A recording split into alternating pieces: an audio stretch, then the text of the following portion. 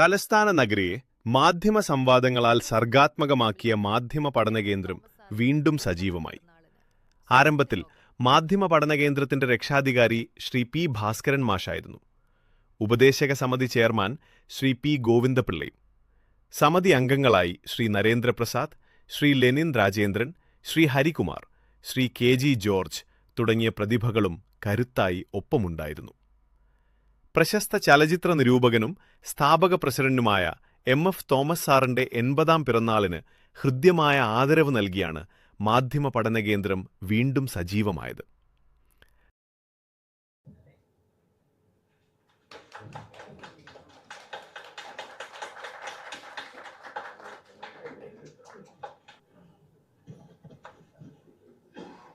പ്രിയമുള്ളവരെ,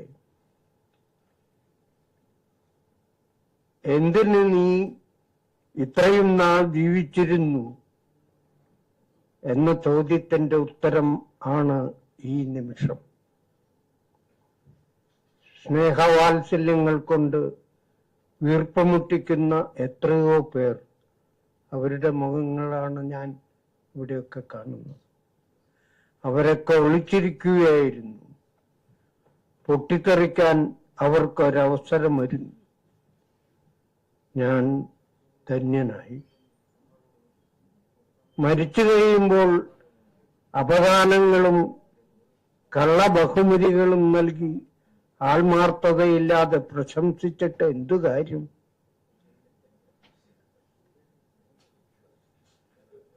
ഒരു ചെറുപുഞ്ചിരി പോലും അപൂർവമായ ഇക്കാലത്ത് എനിക്ക് 80ാം വയസ്സിൽ ലഭിച്ചത് അന്തമില്ലാത്ത അനന്തമായ സ്നേഹമാണ്.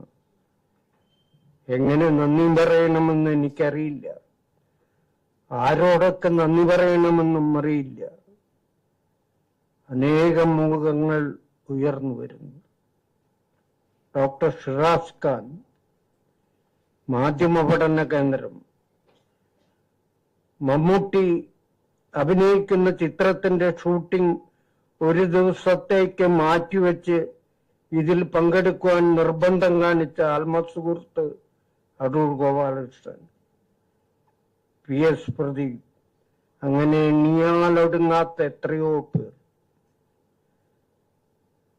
ജന്മദിനാഘോഷങ്ങളോട് എനിക്ക് പൊതുവെ യോജിപ്പില്ല. അത് എന്താണ് ഇത്ര പറയാനിരിക്കുന്നത്? 60ഉം 70ഉം 75ഉം പായസം പോലും കഴിക്കാതെ കടന്നുപോയി. 80ലെത്തിയപ്പോൾ കണ്ണു തള്ളിപ്പോയി എൻ്റെ. ഇത് ചെറിയ കാര്യമല്ലല്ലോ എന്ന് തോന്നി. കൂട്ടുകാരും കൂടെ പഠിച്ചവരും കൂടെ പിറപ്പുകളും ബന്ധുക്കളും കൂടെ നടന്നവരുമൊക്കെ മൺമറഞ്ഞുപോയി. ഞാൻ മാത്രം ബാക്കി. അത് അത്ര ചെറിയ കാര്യമല്ല എന്ന് തോന്നി. രോഗങ്ങളും പ്രായാധിക്യവും തളർത്തുമ്പോഴും വീർപ്പുമുട്ടിക്കുമ്പോഴും മുന്നോട്ട് തന്നെ മാർച്ച് ചെയ്യുവാൻ എന്നെ പ്രേരിപ്പിക്കുന്നത് എന്താണ്? വികാരത്തള്ളിച്ചയിൽ വാക്കുകൾ പോലും മുറിഞ്ഞു പോകുന്നു. എന്തൊക്കെയോ ചെയ്തതെല്ലാം ലക്ഷ്യബോധത്തോടെയും നിശ്ചയദാർഢ്യത്തോടെയും നിർവഹിച്ചു. മണ്ണിൽ മനുഷ്യനോടൊപ്പം നിൽക്കാൻ എന്നും ശ്രമിച്ചു. നിലപാടുകൾ മുറുകെ പിടിച്ചു.